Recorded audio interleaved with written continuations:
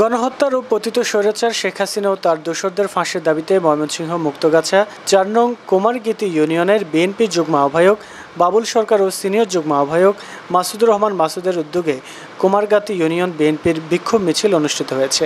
এ সময় মিছিলটি বলের সড়ক হতে শুরু হয়ে প্রধান সড়ক প্রদক্ষিণ করে ছত্রাশিয়া ইউনিয়ন বিএনপির কার্যালয়ে এসে সংক্ষিপ্ত বক্তব্যের মাধ্যমে শেষ হয়।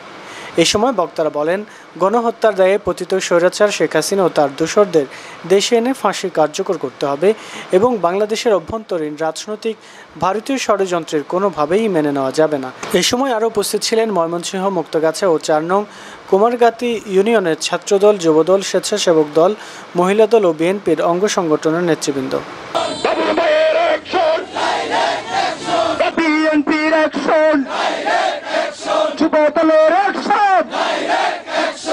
এই বিক্ষোভ মিছিলে উপস্থিত আছেন আমার পরম সত্যভাজন আস্থাবাদ।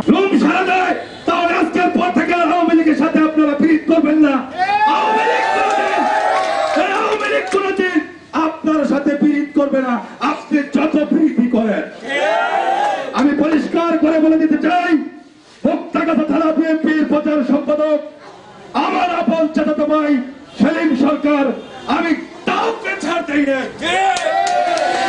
সেলিম সরকারকে যখন ছাড় দিচ্ছি না, আর এই কুমারগাছা ইউনিয়নের যত বড় নেতাই থাকেন বিএনপির, আওয়ামী লীগের সাথে আঘাত করবেন, তাকেও ছাড় দিব না ইনশাআল্লাহ।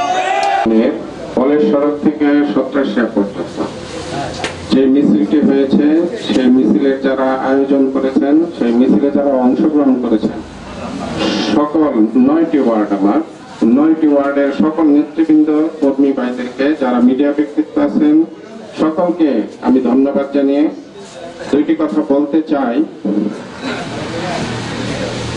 এতদিন পর্যন্ত আমরা দীর্ঘ 17